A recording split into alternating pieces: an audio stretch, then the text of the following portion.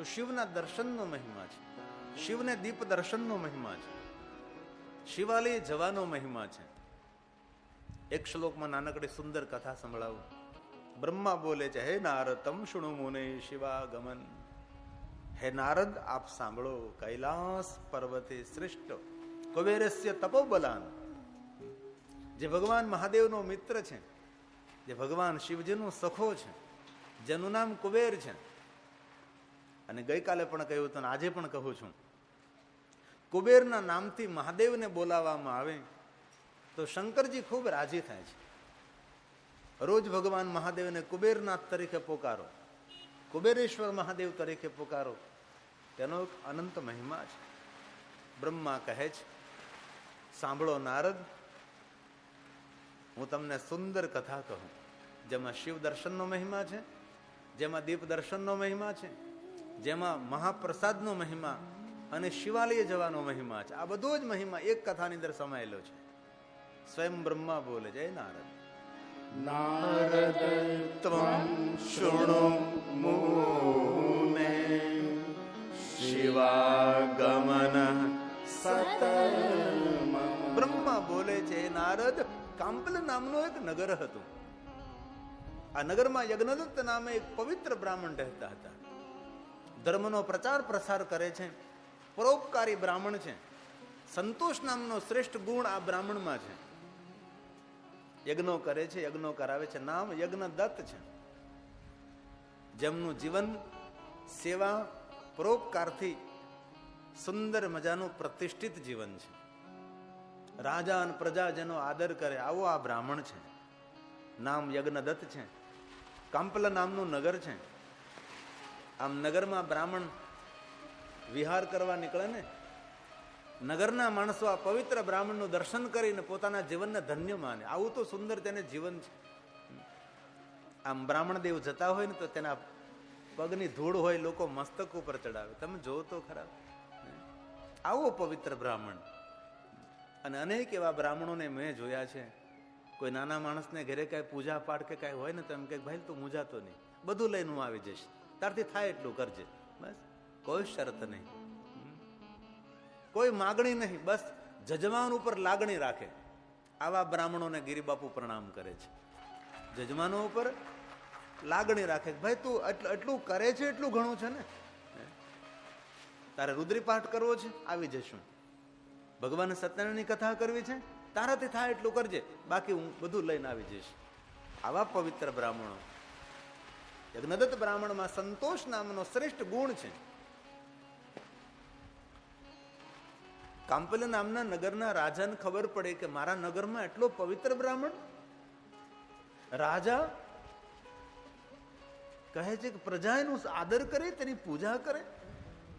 અને પ્રજા જો તેનો આદર કરતો, હું તો નગરનો રાજા છું, મારે તો તેની પૂજા કરવી જોઈએ. આ કાંપલ નામના નગરના રાજા પવિત્ર બ્રાહ્મણને પોતાના આંગણે બોલાવે છે. અને આંગણે કોઈ સાધુ બ્રાહ્મણ આવે ત્યારે સમજવું કે આપણું આંગણું ધન્ય બન્યું છે, આંગણું પાવન બને છે. આપણી પરંપરા, આપણી સંસ્કૃતિ છે બ્રાહ્મણો, આપણી સંસ્કૃતિ છે સાધુ સંતો, આપણી સંસ્કૃતિ છે સત્સંગ, આપણી સંસ્કૃતિ છે ભગવાનની કથા, પૂજા, અર્ચન, યજ્ઞ. આપણી પરંપરા છે ભલા. આપણી પરંપરાને આપણે જાળવી રાખવાની છે. બ્રાહ્મણ દેવ આંગણે આવ્યા છે. રાજા બહુ પ્રસન્ન છે. કહ્યું છે કે યજ્ઞદત્ત બ્રાહ્મણ, મેં સાંભળ્યું છે કે તમે તો બહુ પરોપકારી છો, લોકોનું હિત કરનારા બ્રાહ્મણ, ધર્મના માર્ગ ઉપર ચાલો છો, દરેકને ધર્મના માર્ગ ઉપર ચાલવા માટે પ્રેરિત કરું છો. ધન્ય છો બ્રાહ્મણ દેવતા. કાંપલ નામના નગરના રાજા આ બ્રાહ્મણની પવિત્રતા, બ્રાહ્મણની વિદ્વત્તા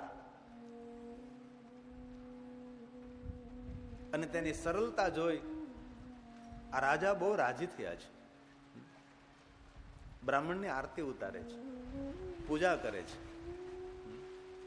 આપણે આપણી યોગ્યતા ઊભી કરીને તો કોઈને કહેવું ન પડે પગે લાગો એમ. એ તો સ્વયંભૂ તેનું મસ્તક ઝૂકી જતું હોય છે.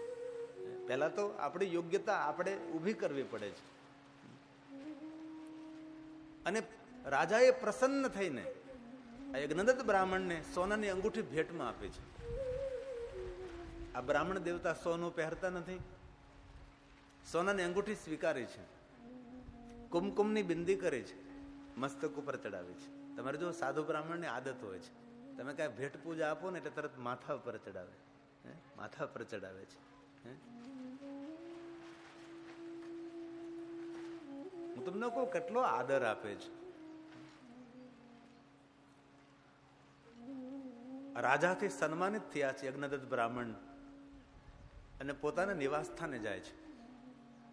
પોતાના પત્નીને કહે છે કે રાજાએ મારો આદર કર્યો, આ સોનાની અંગૂઠી મને ભેટમાં આપી છે, લ્યો આ સોનાની અંગૂઠીને ભગવાનને આગળ છોડી દો.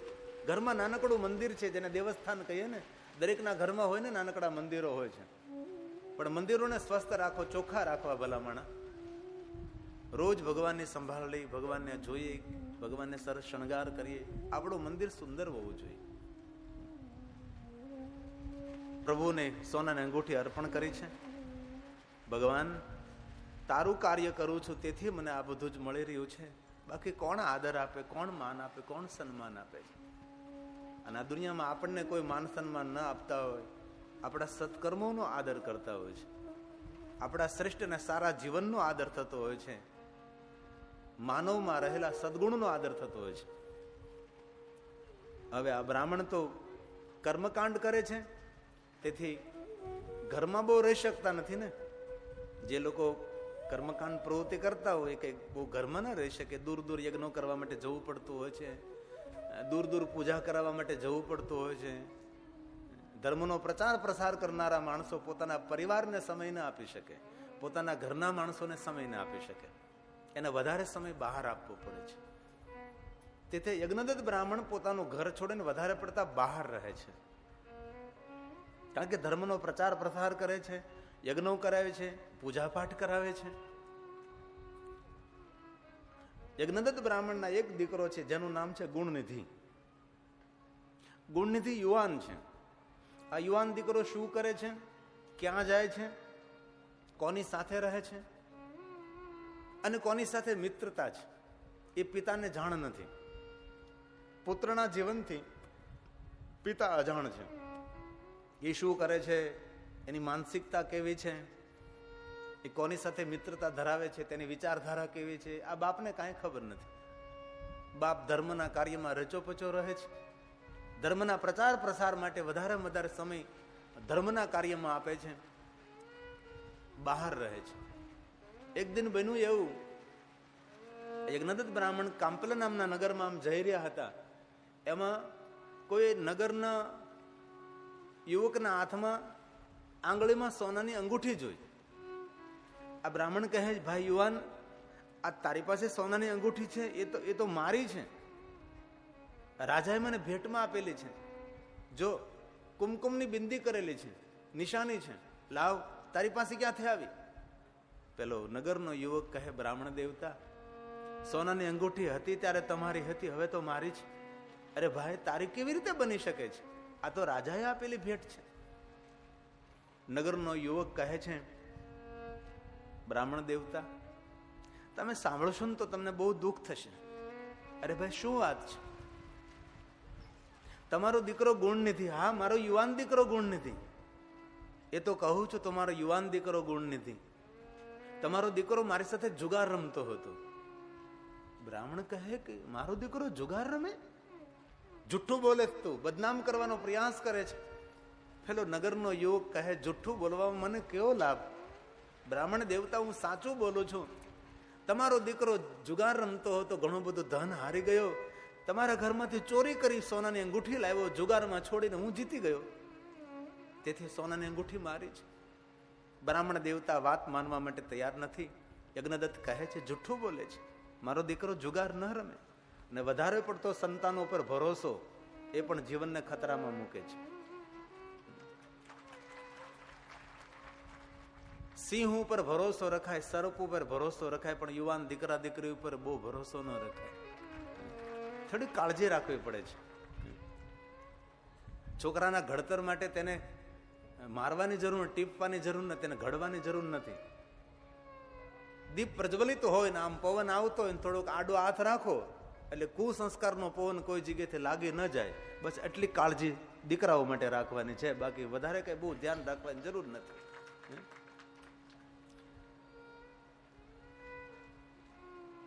પેલો યુવાન કહે છે નમો નારાયણ કે બ્રાહ્મણ દેવતા, તમારો દીકરો જુગાર રમે તેટલો તમારો દીકરો તો મદિરાપાન પણ કરે છે. અરે મારો દીકરો મદિરાપાન કરે? આ બ્રાહ્મણ માનવા માટે તૈયાર નથી. તું જૂઠું બોલે છે, મારો પુત્ર મદિરાપાન ન કરે. અરે બ્રાહ્મણ દેવતા, તમે વધારે સાંભળશો તો તમને દુઃખ થશે. ઓમ નમો નારાયણ. બિરાજો બિરાજો સંતો બિરાજો. જય ગિરનારી બિરાજો.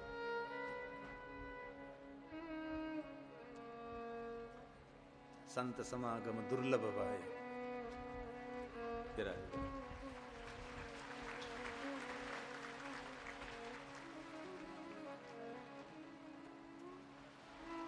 સાધુ તેરું સંગડનો છોડું,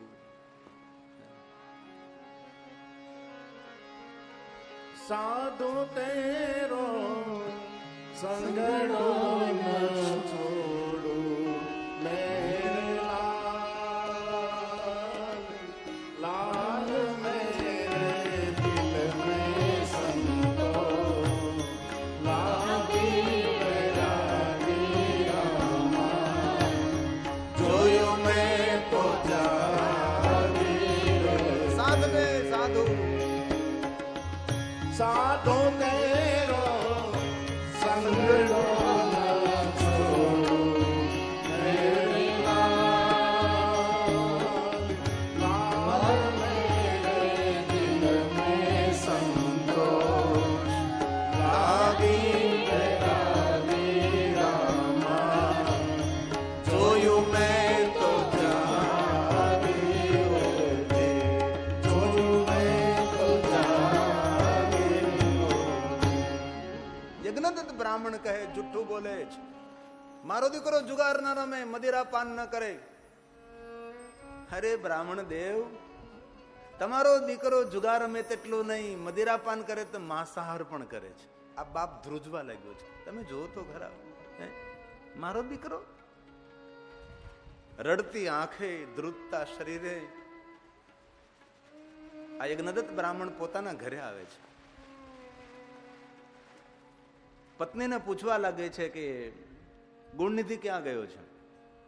જ્યારે જ્યારે કહે છે ત્યારે કોઈને કોઈ બહાનું બતાવે છે કે પાઠશાળામાં ગયો છે, વિદ્યાર્થીઓ સાથે ગોષ્ઠી કરે છે, ભણવા ગયો છે, શ્લોકો પાકા કરે છે, દીકરાઓનો બચાવ, પોતાના દીકરાનો બચાવ કરે છે. અને દુનિયાની મોટામાં મોટી ગુનેગાર હોય માં, જે માં પોતાના દીકરાના દુર્ગુણને છુપાવે છે. આપણા દીકરાના દુર્ગુણને પતિની આગળ કોઈ દી છુપાવાતા નથી. એ પતિની પણ ગુનેગાર છે અને પુત્રની પણ ગુનેગાર છે. આ દીકરાના જે દુર્ગુણ હોય, અવગુણ હોય, તેને ઢાંકવા એ માનું કર્તવ્ય નથી. તેને દૂર કરવા એ માનું કર્તવ્ય છે. ઘણી માતાઓ ઢાંકતી હોય છે. નહીં નહીં, આજે યજ્ઞદત્તના પત્ની કહે છે બસ પાઠશાળામાં ગયો છે. ત્યારે યજ્ઞદત્ત બ્રાહ્મણ કહે જુઠ્ઠું શા માટે બોલે છે? મને તું કહે ક્યાં ગયો છો ગુણનિધિ? એટલા સમયમાં ગુણનિધિ આવી પહોંચે. યજ્ઞદત્ત કહેવા લાગે છે, ગુણનિધિ બેટા, મેં સાંભળ્યું છે આ બધું સાચું છે? હા, તું જુગાર રમે છે, તું મદિરાપાન કરે છે, તું માંસાહાર કરે છે? ગુણનિધિ નીચે જોઈ ગયો છે. બાપ સમજી ગયો કે મારો દીકરો ભૂલો પડ્યો છે. દીકરાના જીવનમાં સંગ દોષ થયો છે. જીવનમાં સારા માણસોનો સંગ થાય તો ધન્ય બન્યા, પણ ભગવાનનો ઉપકાર માનો કે દુર્જનોનો સંગ નથી થયો. તું શરાબ પીવે છે, માંસાહાર કરે, જુગાર રમે. આપણે બ્રાહ્મણ અને બ્રાહ્મણથી જો આવા પાપ કર્મો કરીએ, પ્રભુ આપણને ક્ષમા ન કરે. આપણે તો સંદેશાવાહક છે. ધર્મના માર્ગે ચાલવું, ધર્મનું માર્ગદર્શન કરવું એ આપણું કર્તવ્ય છે. હવે બહુ સુંદર વાત કહી છે. યજ્ઞદત્ત બ્રાહ્મણ એમ બોલે છે કે સાંભળ ગુણનિધિ, જે ધરતી પર જુગાર રમાતો હોય એ ધરતીના પેટાળમાં પાણી સુકાઈ જાય. જ્યાં જુગાર રમાતો, જ્યાં નિર્ધનતા દરિદ્રતા આવે, જ્યાં જુગાર ખેલાતો હોય ત્યાં આજુબાજુમાં કોઈ ઉભા ઉભા જોવે તો એને પણ નિર્ધનતા આવે. કોઈ જગ્યાએ આપણે ભલે રમતા ન હોય જુગાર, પણ જ્યાં જુગાર રમતો હોય ત્યાં આપણે ઉભા ઉભા આપણે આમ જોઈએ ને તો પણ આપણા પરિવારમાં નિર્ધનતા, દરિદ્રતા, ભૂખમરો આવે. ગુણનિધિ, માંસાહાર કરતા ભયંકર પાપ કયું? બેટા, આપણે બ્રાહ્મણ છે, મદિરાપાન. આજ કઠોર શબ્દોનો વરસાદ વરસાવે છે. બાપની આંખમાં આંસુ છે. યજ્ઞદત્ત કહે છે ગુણનિધિ, રાજાને પ્રજા આપણી આરતી ઉતારે છે. સ્વયં રાજા મારી પૂજા કરે, પ્રજા મારો આદર કરે છે. સાંભળ બેટા ગુણનિધિ, મારું જીવન મેં ઘસી નાખ્યું ને ત્યારે એટલી મોટી પ્રતિષ્ઠા મળી છે. વાતો કરવાથી પ્રતિષ્ઠા આ દુનિયામાં કોઈને મળી નથી અને મળવાની પણ નથી. પ્રતિષ્ઠા મેળવવા માટે સુખડના કાષ્ટને જેમ ઘસાવવું પડે, અગરબત્તી જેમ સળગવું પડે છે. દીપ પોતાના દિવેલને ખાલી કરે છે, દીપ સ્વયં સળગે છે ત્યારે પ્રકાશિત બને છે અને ત્યારે દીપને દેવ તરીકે આપણે સ્વીકારીએ છીએ. ફૂલો પોતાની કાયાને વિંધે છે ત્યારે કોઈના ગળાનો હાર બને છે. બેટા, જીવન આખો મેં સમર્પિત કર્યું, જીવન મેં ઘસી નાખ્યું ત્યારે સમાજમાં એટલી માન, સન્માન, પ્રતિષ્ઠા અને રાજાને પ્રજાને જાણ થશે કે તું મદિરા પાન કરે, જુગાર રમે છે. બેટા, પ્રતિષ્ઠા મેળવવી બહુ જ કઠિન છે, પણ પ્રતિષ્ઠા મેળવ્યા બાદ એ પ્રતિષ્ઠાને અકબંધ ટકાવી રાખવી એ બહુ મુશ્કેલ હોય છે. ગુણનિધિ, કઠોર શબ્દ કહે છે. યજ્ઞદત્તના પત્ની વચ્ચે આવે છે. શું કહો છો દીકરાને? એકનો દીકરો છે, કઈ કરી બેસે તો આપણો આધાર છે. દીકરાનો પક્ષ લીધો છે. જ્યારે જ્યારે યજ્ઞદત્ત પોતાના પુત્ર ગુણનિધિને કઈ કહેવાનો પ્રયાસ કરે છે ત્યારે તેમના પત્ની વચ્ચે આવે છે.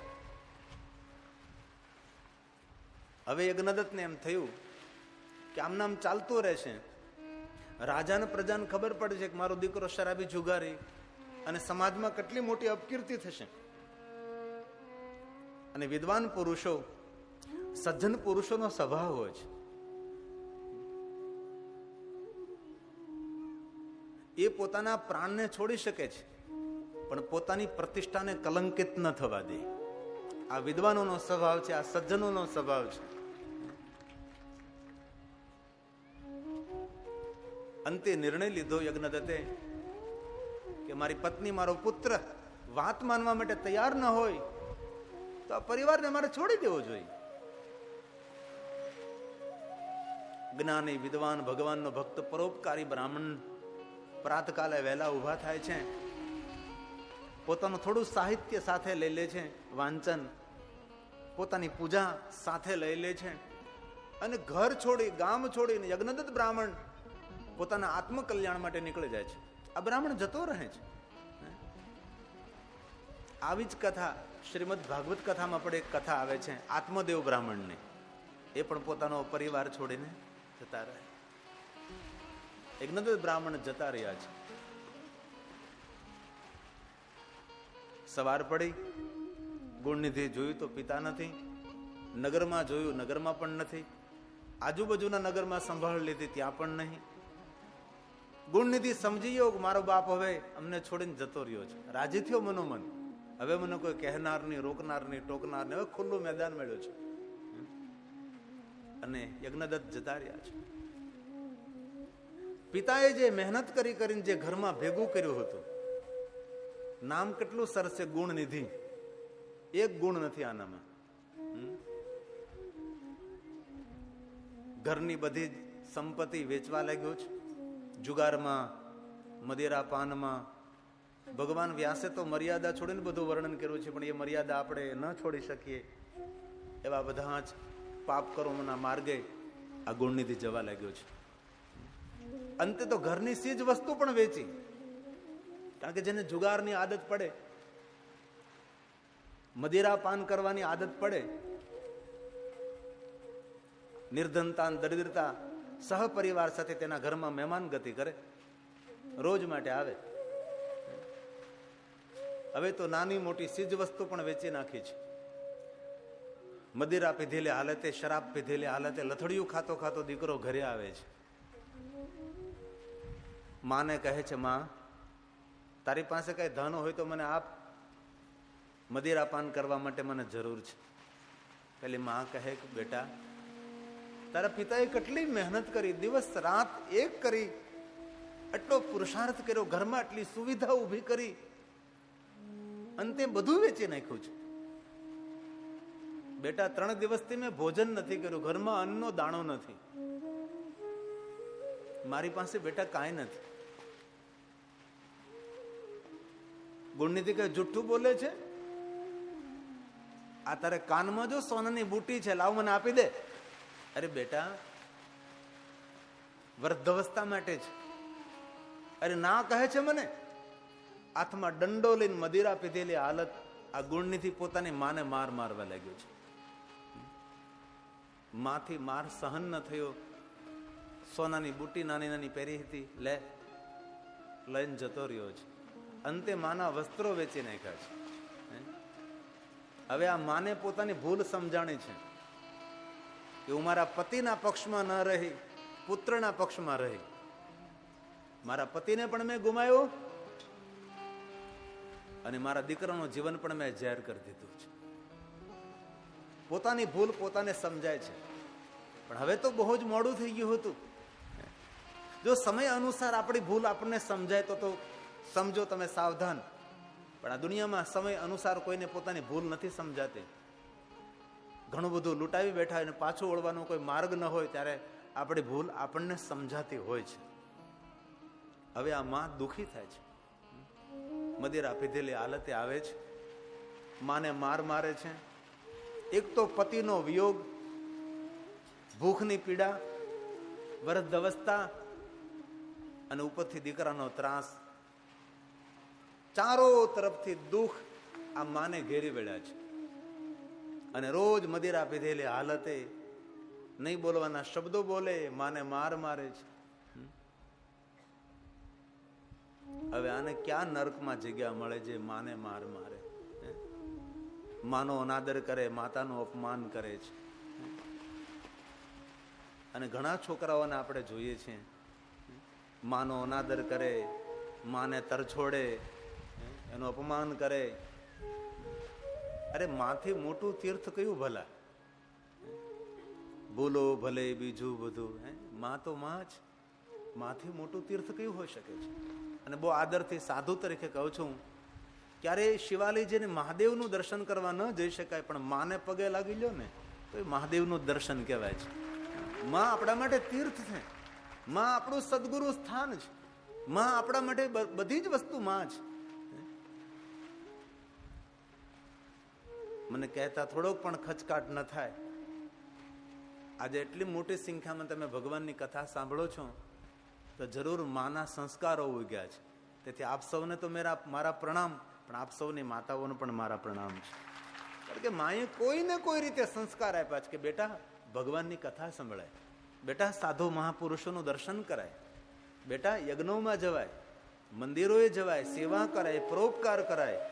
બેટા જ્યાં જ્યાં ભગવાનની કથા થતી હોય, જેટલો સમય હોય તેટલો સમય પ્રભુનો મહિમા સંભળાય. આપણો મહિમા વધે ભગવાનનો મહિમા શ્રવણ કરવાથી. આ માના સંસ્કારો ઉગ્યા છે, એ છે માં. દુનિયાના દરેક માણસોના પ્રેમનો અસ્ત થાય, પણ માના પ્રેમનો અસ્ત થયો નથી. ભલે આપણે વિસરી જતા હોય એ વસ્તુ અલગ છે, આપણે નજર અંદાજ કરતા હોય વસ્તુ અલગ છે, બાકી માનો પ્રેમ એક ધાર હોય છે. ગંગાના નીર તો વધે ઘટે, બાકી સરખો પ્રેમનો પ્રવાહ. બહુ જૂની પંક્તિ જાણીતી લોક મુખે ગવાયેલી. ગંગાના નીર તો વધે ઘટે લો,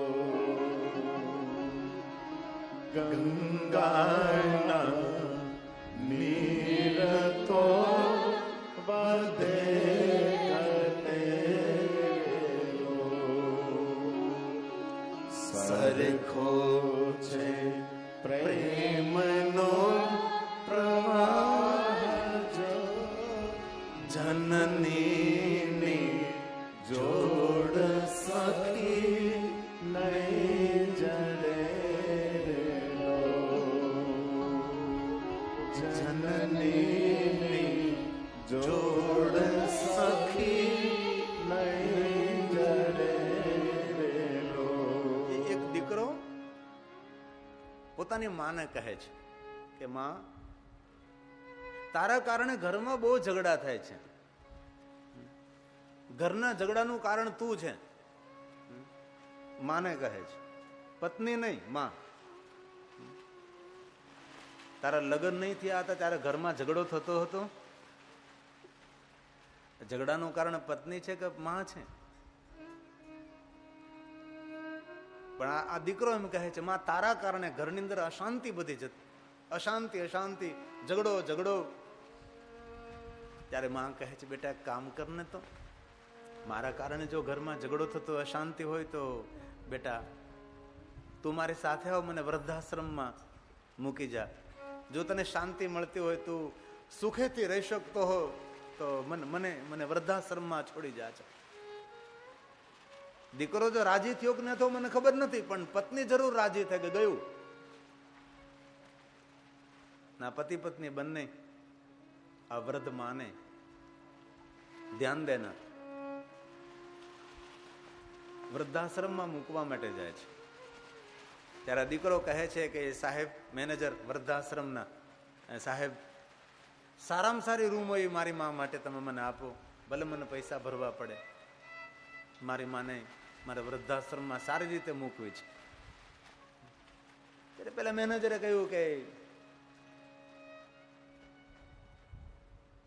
એક કામ કરો, તમે પેલી 10 રૂમ છે સારી છે, એમાંથી તમને જે રૂમ ગમે એ પસંદ કરી આવો અને એ પ્રમાણે હું નોંધી લઉં. આ દીકરો અને પત્ની બંને મા માટે વૃદ્ધાશ્રમ રૂમની પસંદગી કરવા જાય છે. એક રૂમ જોયો તો કે ભાઈ પંખો છે, હવા ઉજા સારું છે, કબાટ છે, નાવા ધોવાની વ્યવસ્થા છે, બેડ સુંદર છે. માં મેનેજર સાહેબ પાસે ઊભી છે અને પેલા પતિ પત્ની રૂમ જોઈને ધીરે ધીરે આવે છે. તો આ માં મેનેજર સાથે બહુ વર્ષોની ઓળખાણ ન હોય એવી રીતે વાત કરવા લાગે છે, જેને મેનેજરને બહુ નજીકથી ઓળખતી હોય. પેલા દીકરો ને બહુ આવી રહ્યા છે, તેમાં મેનેજર સાથે એટલી લાગણીથી વાત કરે છે. દીકરાએ પૂછ્યું કે મેનેજર સાહેબ તમે મારી માને ઓળખો છો?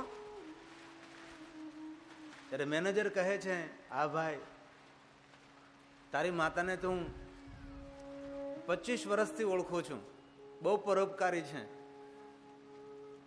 તેના હૃદયમાં બહુ દયા છે, કોઈનું દુઃખ ન જોઈ શકે એવી આ માં છે. બહુ વર્ષોથી તારી માતાને ઓળખું છું ભાઈ.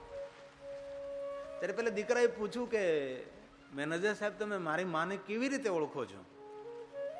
ત્યારે મેનેજરે કહ્યું કે ભાઈ સાંભળ, આજથી 25-26 વર્ષ પહેલા તમારી માં અહીંયા આવ્યા હતા. શા માટે મારી માં અહીંયા આવી હતી વૃદ્ધાશ્રમમાં? ત્યારે મેનેજર કહે છે, ભાઈ સાંભળ, જેવી રીતે અમે વૃદ્ધાશ્રમ ચલાવીએ છીએ ને એવી રીતે અમે અનાથ આશ્રમ પણ ચલાવીએ છીએ. બાજુમાં અનાથ આશ્રમ પણ છે. અનાથ આશ્રમ સાથે ચલાવો છો? હા. તો મારી માં વૃદ્ધાશ્રમમાં અનાથ આશ્રમમાં શા માટે આવી હતી? ત્યારે મેનેજરે કહ્યું કે ભાઈ એને સંતાન નહીં હતું એટલે તને અનાથ આશ્રમમાંથી લઈ ગઈ છે.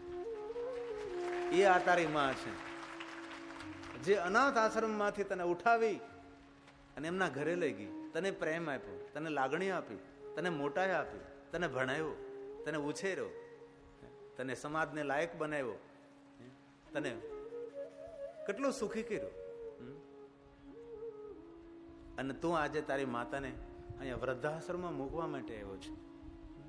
દીકરો તો સ્તબ્ધ બની ગયો, કરે આ મારી માં મને અનાથ આશ્રમમાંથી લઈ ગયેલી અને માનો પ્રેમ આપ્યો, આટલી લાગણી, મને ભણાવ્યો, મને ઉછેર્યો, મને પગભર કર્યો. આ દીકરાનું મન પરિવર્તન પામ્યું છે કે આવી દેવ જેવી માને મારે વૃદ્ધાશ્રમમાં, અરે યાર આ તો મોટું પાપ છે. મારે આ માને વૃદ્ધાશ્રમમાં ન છોડાય, કારણ કે જીવન મને આ માએ આપ્યું છે. મારે જીવન આખું માની સેવામાં સમર્પિત કરું ને તો પણ આવી દેવ જેવી માં, આવી પરોપકારી દયાવાન માં મને નહીં મળે. પરિવર્તન થયું છે દીકરામાં. વાત સાંભળતા જ મનમાં વિચાર કર્યો કે મારી માને લઈને પાછો ઘરે જતો રહું. પરંતુ એ દીકરાએ પોતાની પત્નીની સામે જોયું, પત્નીના રૂપરંગ બદલી ગયા છે. દરેક પુરુષ ચોપડા વાંચી શકે કે ન વાંચી શકે, પણ પોતાની પત્નીના ખોપડા જરૂર વાંચી શકે છે.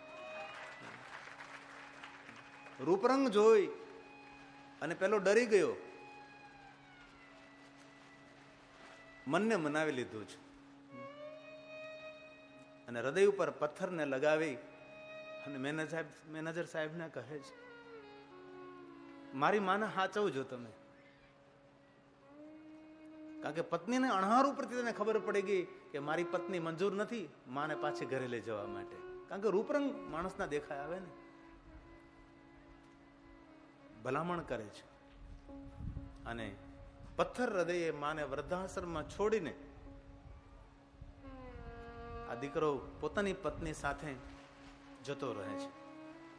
માં તો વૃદ્ધાશ્રમમાં રહે છે, કારણ કે જેનો લાગણીશીલ સ્વભાવ છે, જેના હૃદયમાં પ્રેમ છે, પરોપકારનો ભાવ છે, એ તો દુનિયામાં કોઈ પણ જગ્યાએ રહે એ મહેકી ઉઠે છે. એને કોઈ કે અત્તરની કે સેન્ટની જરૂર ન પડે, કારણ કે તેનો ભાવ, તેની લાગણી, તેનો સેવા ભાવ, તેનો પરોપકાર, એ તો કોઈ પણ જગ્યાએ માણસને તમે મૂકો એ મહેકી ઉઠે છે. ગુલાબને કોઈ દી પોતાની જાતની ઓળખાણ નથી આપવી પડતી કે હું ગુલાબ છું. ગુલાબની મહેક જ પોતાની ઓળખાણ હોય છે ને. આ દુનિયામાં આપણી ઓળખાણ આપણે આપવી પડતી નથી. આપણો સ્વભાવ, આપણી રહેણી કહેણી, આપણો વ્યવહાર, એ જ આપણા બાપ દાદાઓની ઓળખાણ હોય છે, એ જ આપણા પૂર્વજોની ઓળખાણ હોય છે. જીવનની સુગંધ એ પૂર્વજોનું સન્માન છે. આવતો રહ્યો ઘરે, એ તો પતિ પત્ની રચા પેચા રહેવા લાગ્યા, પણ માં તો વૃદ્ધાશ્રમમાં આનંદ કરે છે, વડીલોની સેવા કરે છે, સૌની સાથે પ્રેમથી રહે છે, ભજન કીર્તન કરે છે, અને દિવસો ક્યાં પસાર થાય તેને ખબર પણ નથી રહી. ઘણો સમય વીતી ગયો ત્યારે એ માને કોઈ વૃદ્ધાશ્રમમાં મળવા માટે આવ્યું. ત્યારે માએ એ માણસને એમ કહ્યું કે મારો દીકરો શું કરે છે?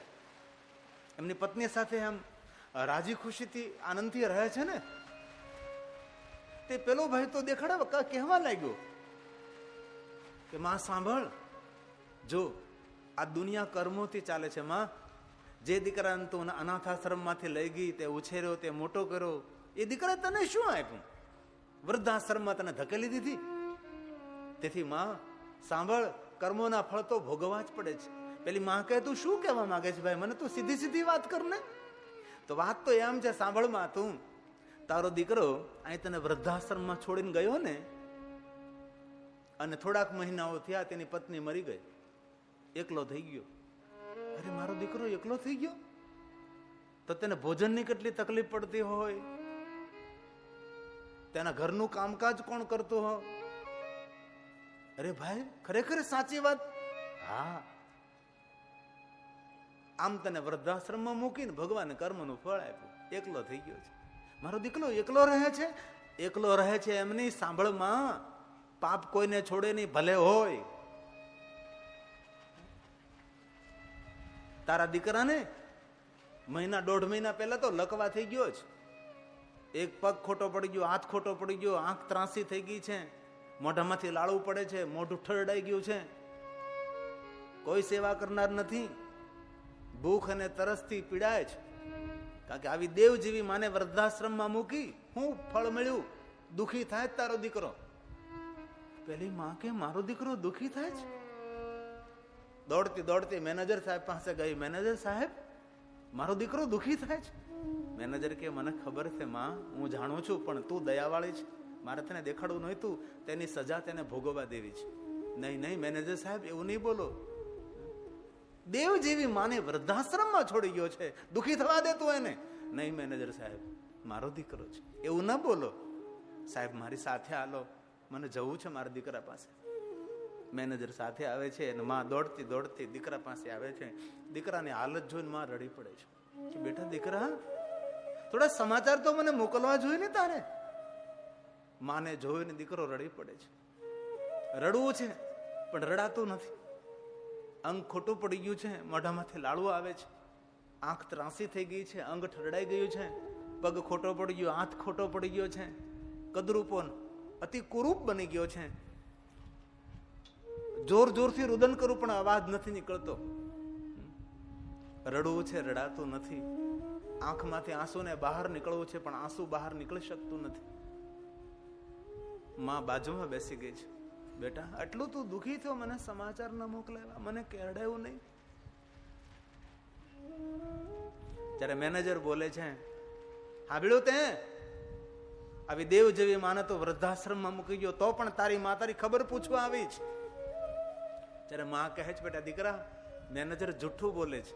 હું તારી ખબર પૂછવા નથી આવે. હવે હું રોજ માટે તારી સાથે રહેવા માટે આવી છું. હું તારી સેવા કરવા માટે આવી છું.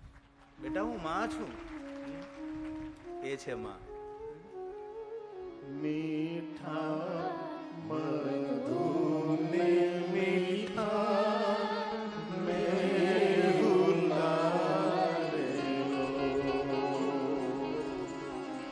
મીઠા મધુને મીઠા મેહુલારેલો,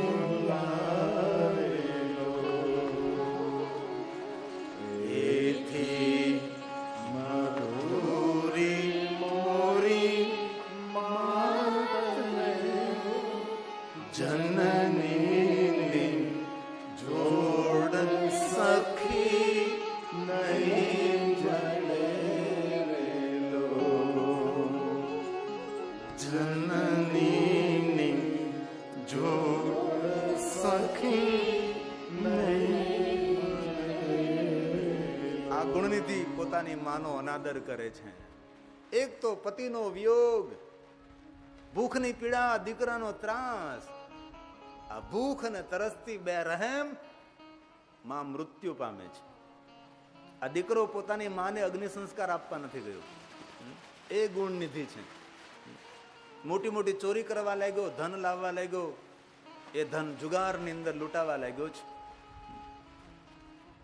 પણ જ્યાં સુધી યુવાની હતી ત્યાં સુધી ચોરી કરતો રહ્યો, લૂંટ કરતો રહ્યો, બનાવટ કરતો રહ્યો. પણ યુવાની કેટલા દિવસો ભલા માણસ. આજ ગુણનિધિની યુવાની પૂર્ણ થઈ, વૃદ્ધાવસ્થાનો પ્રારંભ થઈ ગયો. મદિરાપાન કરનારો માણસ શરીરમાંથી રોગ ફૂટી નીકળ્યા છે. માંસાહાર કરનારો માણસ શરીર રોગથી ખરડાઈ ગયું છે. શાકાહારી માણસોને ભાગ્યે જ રોગ થતા હોય છે, માંસાહાર કરનારને રોગ થતા હોય છે. અને વર્તમાન યુગમાં શુદ્ધ શાકાહારી રહેવું એ મોટું તપ છે, એ મોટું વ્રત છે. વ્યસનથી રોગ થતા હોય છે, નિર્વ્યસની એ શ્રેષ્ઠ વરદાન છે. જીવનમાં એક પણ વ્યસન ન હોય. વ્યસન કેવું? ભુવન ભય ભંગ વ્યસન. શંકરજી જેવું વ્યસન કોઈ માણસને દેવું અભય વરદાન. આવું વ્યસન. વ્યસની માણસોને રોગ થાય છે. પછી તમાકુ ખાતા હોય કે બીડી પીતા હોય કે પછી સિગરેટ પીતા હોય કે માવો ખાતા હોય. વ્યસન એ વિષ સમાન છે, માણસને ખતમ કરી દે છે. જલ્દી વૃદ્ધ થઈને ગરડો બની જાય છે. માણસનું શરીર ખાઈ જાય છે. નિર્વ્યસની જીવન એ શ્રેષ્ઠ જીવન છે. આપણે તો વ્યસન મુક્ત રહીએ, દરેકને વ્યસન મુક્ત આપણે રાખીએ. રોગથી આખું શરીર ખરડાઈ ગયું છે. એક તો વૃદ્ધાવસ્થા, શરીરમાં રોગ, ન ચોરી કરી શકે, ન લૂંટ કરી શકે. આ માણસ દુઃખી થવા લાગ્યો છે. કામ્પલ નગરમાં ભટકે છે. બહુ ભૂખ લાગી છે, દ્વારે દ્વારે જાય, મને કઈ ભાઈ ખાવાનું આપો ને, કઈ ભોજન. પણ નગરના માણસો અપમાન કરે છે. કોઈ ધક્કા મારે, કોઈ પથ્થર મારે છે. આ તો ચોર છે, આ તો ખોટો માણસ છે. જો તમે આ ગુણનિધિ કોણ છે? યજ્ઞદત્તનો દીકરો છે. યજ્ઞદત્તની પૂજા રાજાન પ્રજાજની પૂજા કરતો તેવા મહાન બાપનું સંતાન છે આ ગુણનિધિ. ગુણનિધિ કોઈ સામાન્ય નથી. જેના પિતાની આરતી રાજા ઉતારે છે, રાજાન પ્રજાજનો આદર કરે એવા મહાન બાપનું સંતાન ગુણનિધિ છે. એ ગુણનિધિનું નગરમાં અપમાન થાય છે. નગરના લોકો પથ્થર મારે છે, નગરના લોકો અનાદર કરે છે. યાદ રાખવું, આ દુનિયામાં ક્યાં કુળમાં જન્મ થયો છે એ બહુ મહત્વનું નથી. આપણા કર્મો કેવા છે એ બહુ મહત્વનું હોય છે. ક્યાંય સમાજમાં કઈ જ્ઞાતિમાં જન્મ્યા છે એ બધું છોડો, પણ આપણું જીવન કેવું છે એ મહત્વનું હોય છે. જે બાપનો આદર થતો હતો એના જ દીકરાનો નગરમાં અનાદર થાય છે. અંતે આ ગુણનિધિએ નિર્ણય લીધો કે આ નગરને છોડી દઉં. વૃદ્ધ અવસ્થા છે, થાકી ગયેલો માણસ છે, રોગથી પીડાયેલું ખરડાયેલું શરીર છે, કપડા ફાટી ગયા, પગ તરડી ગયા, ચહેરો ખરડાઈ ગયો, વાળ વિખાઈ ગયા, ગાંડો એક પાગલ માણસ હોય તેવું રૂપ અને દર્શન આ ગુણનિધિનું થયું છે. દુઃખી થયો ગુણનિધિ. નગર છોડી, કાંપલા નામનું નગર છોડી જવા લાગ્યો. ક્યાં જાઓ? કોઈ લક્ષ્ય તો નથી. લક્ષ્યહીન જીવન જંગલ में भटकने के समान है. ધીરે ધીરે ચાલતો ચાલતો જાય. સાંજ પડી ગઈ, સૂર્ય અસ્ત થવા લાગ્યો, અંધારું વધવા લાગી. જંગલમાં રસ્તો ભૂલી ગયો, જવા લાગ્યો. દેખાતું નથી, ક્યાં જાવ, શું કરું? એક તો વૃદ્ધાવસ્થા છે, ભૂખની પીડા, શરીરમાં રોગ છે. વૃક્ષની ઘટાઓની વચ્ચે એક નાનકડું દેરું દેખાણું. આ ગુણનિધિ નથી એવું, લાવો દેરામાં જાઓ, ખાવાનું હોય તો ખાઈ લઉં, કાંઈ લેવાનું હોય તો હું લઈ લઉં.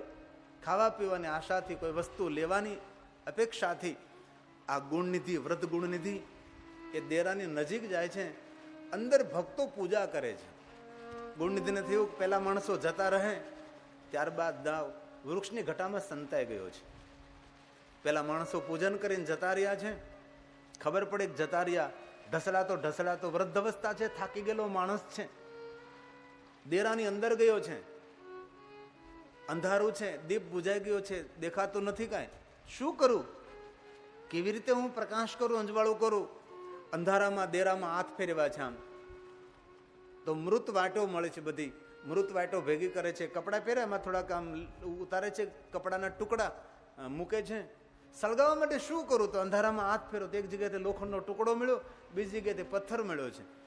પથ્થરને ઘર્ષણ કરી અગ્નિને પ્રજ્વલિત કર્યો. કારણ કે પહેલાના સમયમાં બાકસ કે લાઇટર આવું બધું નહીં હતું ને. ચકમક નામનો પથ્થર હોય, લોખંડનો ટુકડો હોય, આમ ઘસે એટલે અગ્નિને પ્રગટ થાય. હજી પણ આપણા માલધારી ભાઈઓ પાસે આવું હોય, એ અગ્નિને પ્રજ્વલિત કરે.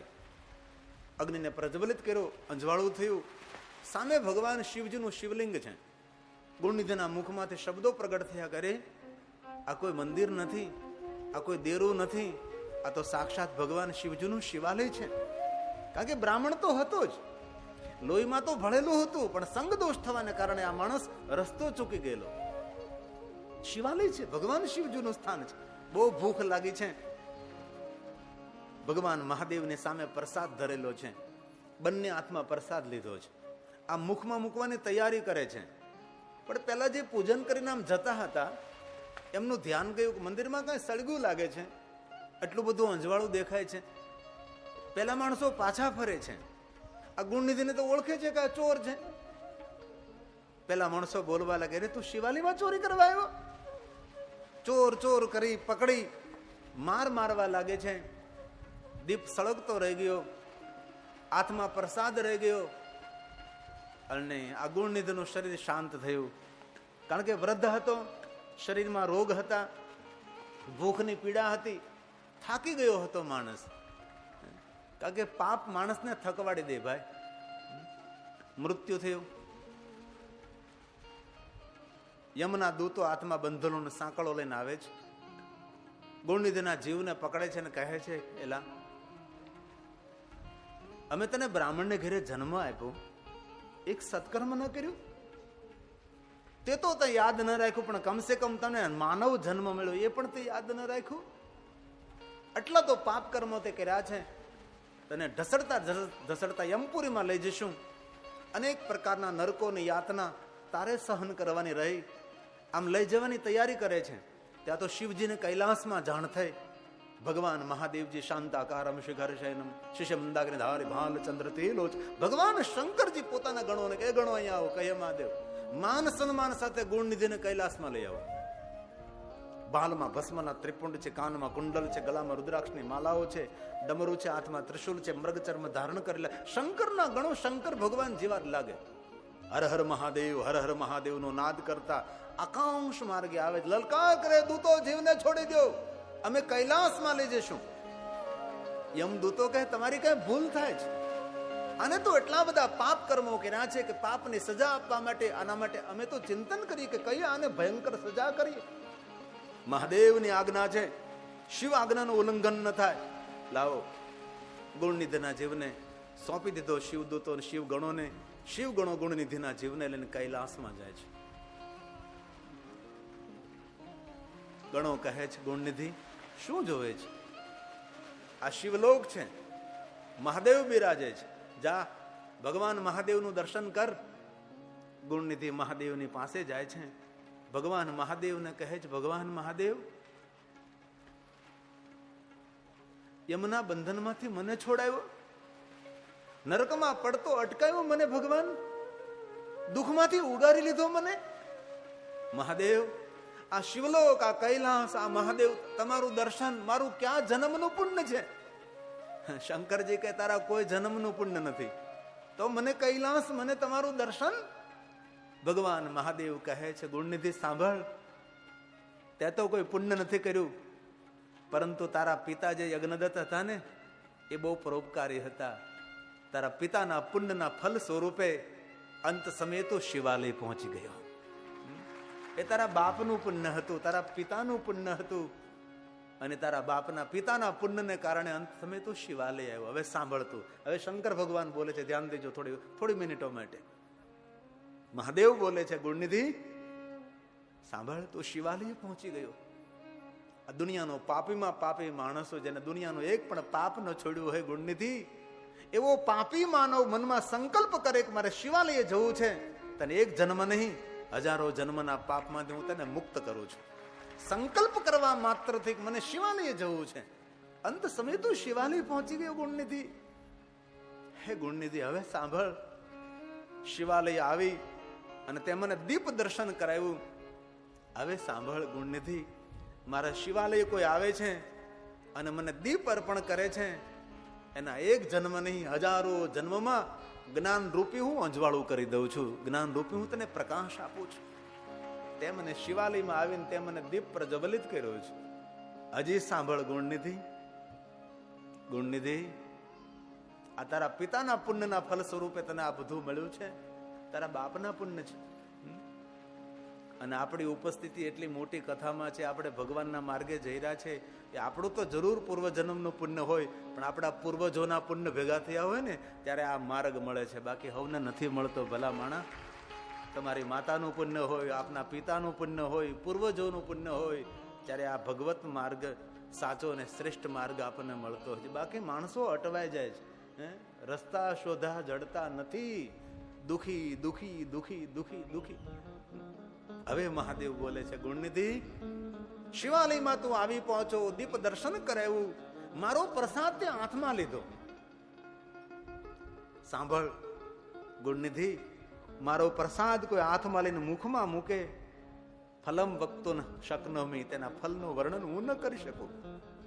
મારો પ્રસાદ હાથમાં લઈને જેટલા માણસોને વહેંચે એટલા યજ્ઞોનું હું પુણ્ય આપું છું. આ કથા પૂરી થાય જયારે મહાપ્રસાદ લ્યો છો ને, એ જેટલા ભાઈઓ બહેનો વડીલો મહાપ્રસાદ લે ને એટલા યજ્ઞોનું પુણ્ય કોને મળે? જેના તરફથી મહાપ્રસાદ થયો હોય છે, જેના તરફથી મહાપ્રસાદ થયો હોય એટલા યજ્ઞોનું પુણ્ય મળે છે. ભાઈ આ શંકરજીના વચનો છે. હાથમાં પ્રસાદ લઈને જેટલા માણસોને તમે આપો તેટલા યજ્ઞનું ફળ મળે છે.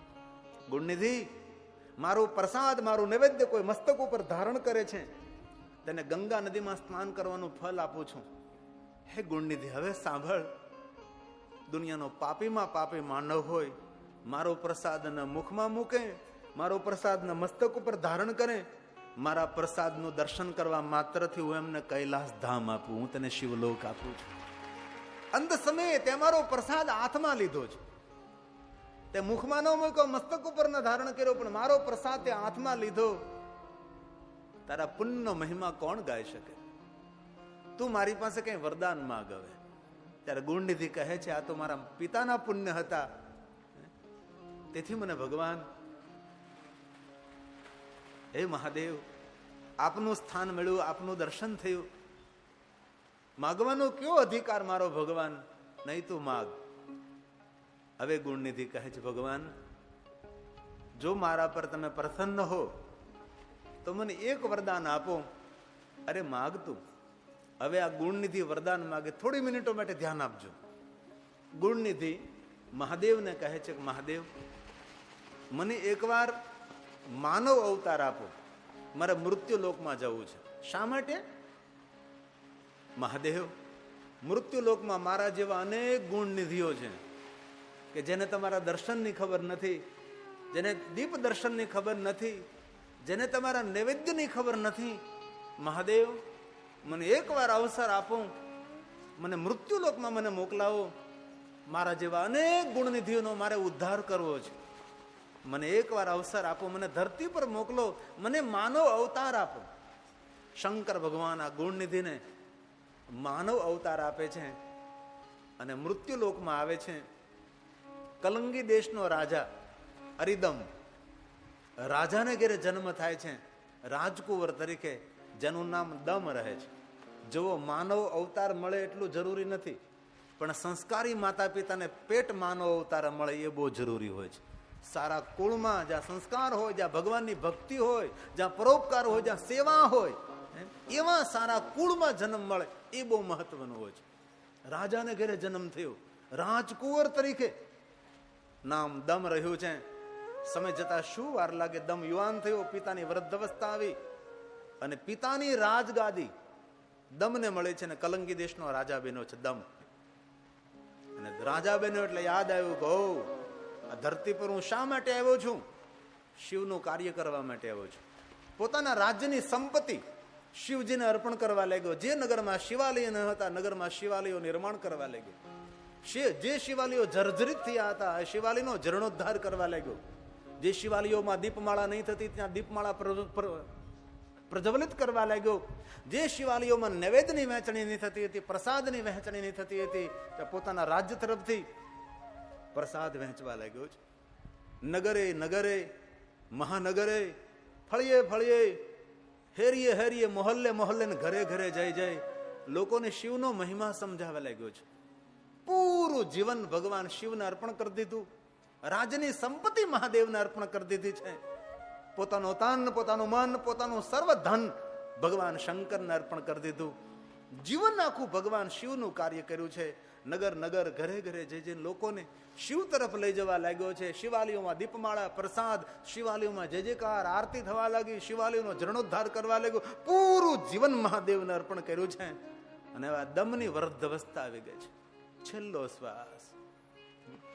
યાદ આવ્યું, ભગવાન હવે તો આયુ પૂર્ણ થાય છે, મારું મૃત્યુ મારી નિકટ છે. પોતાના મૃત્યુનું જ્ઞાન થયું છે. અને બહુ યાદ રાખવા જેવી વસ્તુ છે, મહાદેવની ભક્તિ જે કરે છે ને તેને પોતાના મૃત્યુનું જ્ઞાન થઈ શકે છે. કારણ કે મૃત્યુનો દેવ ભગવાન શંકર છે. અરે મૃત્યુનું જ્ઞાન થાય એટલું નહીં, મહાદેવની ભક્તિ કરવાથી મૃત્યુ ઉપર વિજય મેળવી શકે છે, કાલ ઉપર વિજય મેળવી શકે. માર્કંડ ઋષિ કો યાદ કરે, મૃત્યુ ઉપર વિજય જેને મેળવ્યો છે, માર્કંડાયુ ભવા માર્કંડેશ્વર મહાદેવ. શિવની ભક્તિમાં અદભુત શક્તિ છે. દીપને પ્રજ્વલિત કર્યો છે, પદ્માસન લગાવીને બેસી ગયો, શરીરમાં કોઈ પીડા નહીં.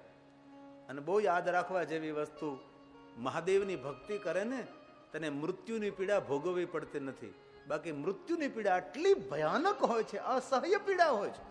એ મૃત્યુની પીડામાંથી જો મુક્ત રહેવો હોય, મહાદેવનું ભજન કરો. ઓમ મૃત્યુંજય મહાદેવ ત્રાહિ મામ શરણાગતમ જન્મ મૃત્યુ જરા વ્યાધિ પીડિતમ કર્મ બંધન. કર્મના બંધનોમાંથી દુનિયાના કોઈ દેવ મુક્ત ન કરી શકે. મારા શંકરનું ભજન કરો, કર્મના બંધનમાંથી મહાદેવ મુક્તિ આપી શકે છે. બાકી તો કર્મના ફળ ભોગવવા પડે, પણ શંકરનું ભજન કરે તેને મહાદેવ મુક્તિ પ્રદાન કરે છે. એ મહાદેવ છે. શંકરજીને યાદ કરતા પોતાનું શરીર શાંત થાય છે. પીડા રહિત મૃત્યુ, કોઈ પીડા નહીં. એવા અનેક શિવ ભક્તોને મેં જોયા છે, અનેક સંતોને મેં જોયા છે. સૌ મંડળી સાથે, જમાત સાથે બે છલમ મારીને કઈક નમો નારાયણ નીકળી જાય લાંબી યાત્રાએ. આવા અનેક સાધુ પુરુષોને મેં જોયા છે. આવા અનેક વૃદ્ધ વયોવૃદ્ધ બ્રાહ્મણોને જોયા છે. પંચાક્ષર મંત્રનો જાપ કરતા કરતા હાથમાં માળા રહી જાય અને બ્રાહ્મણ યાત્રાએ નીકળી જાય. આ શિવ ભક્તિમાં અદ્ભુત શક્તિ છે. જો મૃત્યુની પીડામાંથી મુક્ત રહેવું હોય તો ભજ સાંબ સદાશિવ, ભજ સાંબ સદાશિવ, ભજ સાંબ સદાશિવ. અરે મૃત્યુની પીડા નહીં, જીવનની દરેક પીડાઓમાંથી જેમને મુક્ત રહેવું હોય ભગવાન શંકરનું ભજન કરવું પડે છે, મહાદેવનું ભજન કરવું પડે છે. ભલા પીડા રહિત મૃત્યુ, શરીર શાંત થયું છે. ગુણનિધિનો જીવ દમ કૈલાસના દ્વારે જાય છે. શિવ અને પાર્વતી ઉભા છે. ગુણનિધિની આરતી ઉતારે દમની. ત્યારે દમ કહે છે, ભગવાન હું ગુણનિધિ, હું દમ, તમે મને અવસર આપ્યો અને મેં સુંદર કાર્યો કર્યા. ભગવાન આપ મારી આરતી શા માટે ઉતારો છો? ત્યારે શિવ અને પાર્વતી કહે છે, કૈલાસના દ્વારે તમારું સ્વાગત છે. અમે તમને ધરતી ઉપર મોકલ્યા, પણ આટલી કમાણી કરીને એટલું સત્કર્મનું પુણ્ય લઈને તમે આવ્યા છો કે હું શિવ અને પાર્વતી તમારું સ્વાગત કરીએ છીએ, તમારી આરતી ઉતારીએ છીએ. આપણે પણ ધરતી પર એવા સત્કર્મો કરીને જઈએ, એવા પુણ્ય કર્મો કરીને જઈએ, એવું સુંદર જીવન જીવીને જઈએ કે આપણે પણ શિવલોકમાં જઈએ ત્યારે શંકર ને પાર્વતી આપણો આદર કરે, આપણું સ્વાગત કરે. આપણે દીકરાને પરદેશ મોકલો હોય કમાણી કરવા માટે, જમીન વેચી નાખી, ઘર ખોરડા વેચી નાખ્યા, કરજો કર્યો, બેંકની લોન લીધી, દીકરાને પરદેશ કમાવા મોકલો. એ દીકરો કમાણી કરીને આવે તો મા બાપ રાજી થાય. હવે એ દીકરો કમાણી કરીને ના આવે ને બધું વેચી અને માથે કરજો કરીને આવે તો મા બાપ નારાજ થાય છે. મા બાપ તેને ઠપકો આપે છે. એક સામાન્ય કમાણી કરવા માટે મોકલેલો દીકરો પરદેશથી કમાણી કર્યા વગર ન આવે, સંસારના મા બાપ નારાજ થતા હોય તો આપણને ભગવાને આ ધરતી ઉપર કમાણી કરવા માટે મોકલ્યા છે. એવી કમાણી કરીને જવાનું છે. આપણા માતા પિતા ખૂબ રાજી થાય. જગત પિતરો વંદે પાર્વતી પરમેશ્વરો, જગત માતુ પિતુ શંભુ ભવાની. માતા પિતાની દાટ ન ખાવી પડે, માતા પિતાનો ઠપકો ન સાંભળવો પડે કે તને મોકલ્યો તો શું ખાલી હાથ આવ્યો, મુંડી નીચી ન કરવી પડે. અને એટલું ભજન કરીને જાય, એટલા સત્કર્મો કરીને જાય કે કૈલાસના દ્વારે જઈએ તો શંકર અને પાર્વતી સામે ચાલીને આપણું સ્વાગત કરવા માટે આવે કે દીકરા તું ખૂબ કમાણી કરીને આવ્યો છે, તારું સ્વાગત છે. ભગવાન શિવ અને પાર્વતીએ ગુણનિધિનો આદર કર્યો છે, દમનો કૈલાસમાં પધાર્યો છે. શિવનું દર્શન થયું. શંકર ભગવાને કહ્યું તો વરદાન માગ. હવે ભગવાન શું માગું? આપની કૃપાથી સત્કર્મો થયા, આપની કૃપાથી તમે મને અવસર આપ્યો તો થયું. તું વરદાન માગ. થોડી મિનિટો લઈએ ધ્યાન. હવે ગુણનિધિ કહે, દમ કહે છે, મહાદેવ હું જે માગું એ મને મળે. શંકર ભગવાન કહે, મારી પાસે કોઈ માગનારો ભૂલે, માગે ને આપે ને દેવ કહેવાય, ને માગ્યા વગર હું વરદાનો આપું છું, તેથી દુનિયા મને મહાદેવ કહે છે. યોગ્યતા પ્રમાણે આપે તેને દેવ કહ્યું, યોગ્યતાથી વધારે હું વરદાન આપું છું, તેથી તો દુનિયા મને મહાદેવ કહે છે. તો વરદાન માગ. બીજી વાર પૂછું, હું માગું એ મળે? અરે પણ માગ તો સહી. ત્રીજી વાર કહ્યું, હું માગું એ મને મળે. અરે માગ માગ માગ. ભગવાને 3 વાર હા પાડી છે, હવે માંગણી કરી છે. ભગવાન તમે જો મારા સત્કર્મો પુણ્યકર્મથી પ્રસન્ન થયા હો તો હે મહાદેવ હું તમારો ગણ બની નિત્ય કૈલાસમાં રહું. શંકર ભગવાન ગંભીર મુખમુદ્રા ધારણ કરે છે અને ગુણનિધિની સામે જોવે છે. ગુણનિધિ, દમ તો મારો ગણ બનવાને યોગ્ય નથી. ભગવાન તમે 3 વાર મને આ કહી માગ માગ માગ, હવે આપ એમ કહો છો કે તું મારે ગણ બનવાને યોગ્ય નથી. તો મહાદેવજી તમે 3 વાર આ શા માટે કહી? તમે 3 વખત મને કહ્યું માગ માગ માગ, ત્યાર પછી મેં માગ્યું હું તમારો ગણ બનીને કૈલાસમાં નિત્ય નિવાસ કરું, અને હવે આપ એમ કહો છો કે તું મારો ગણ બનવાને યોગ્ય નથી. હવે શંકર ભગવાન બોલે છે, ગુણનિધિ દમ સાંભળ, તારા સત્કર્મો તારા પુણ્ય કર્મોનો કોણ મહિમા ગાઈ શકે? તું મારો ગણ બનવાને યોગ્ય નથી, પણ તું મારો મિત્ર બનવાને યોગ્ય છે. ધનેશ મિત્રમ, તું મારો સખો બનવાને યોગ્ય છે. ભગવાન શંકરે આ ગુણનિધિને પોતાનો મિત્ર બનાવ્યો છે, પોતાનો સખો બનાવ્યો છે. અને મિત્રતાના સંબંધે શંકર ભગવાન કહે છે કે હે ગુણનિધિ, હે દમ, મારી પાસે અલકાપુરી નગરી છે, સોના ચાંદી હીરા મોતીની ભરેલી નગરી છે, એ નગરી હું તને ભેટમાં આપું છું. અને ભગવાન મહાદેવે અલકાપુરી નગરી આ દમને આપી છે, ગુણનિધિને. અલકાપુરીનો રાજા બન્યો, નામ અલ્કેશ રહ્યું. ધન સંપત્તિ વૈભવ ભોગ વિલાસ મળ્યો છે, પણ યાદ રહ્યું છે કે શંકરનું મળેલું છે, મહાદેવનો પ્રસાદ છે, ધન સંપત્તિ વૈભવ. આમાં મારે પડ્યું ન રહેવાય. આ સમજણ છે, આમાં પડ્યું ન રહેવાય. એ ધન સંપત્તિ વૈભવ ને અલકાપુરીને છોડીને કૈલાસ પહાડની બાજુમાં બેસીને 10,000 વર્ષનું કઠિન તપ કરે છે. અને ભગવાન શિવ અને પાર્વતી તેની સામે પ્રગટ થાય છે અને કહે છે, સાંભળ, અત્યાર સુધી તારું નામ હતું અલ્કેશ, પણ તે મારું તપ કર્યું છે, બહુ જ પ્રસન્ન થયો છું. આજથી તું ધનનો માલિક બનીશ, તેથી તારું નામ કુબેર રહેશે અને કુબેરેશ્વર લિંગ તરીકે હું પ્રગટ થઈશ. તારા નામથી મને કોઈ પોકારે તેના અનભંડાર હું ભર્યા રાખીશ. ધન નિર્ધન કો દેત સદાહી, જો કોઈ ઝાંસે હો ફલ પાહી. આવી ભગવાન મહાદેવની અસંખ્ય કથાઓ છે.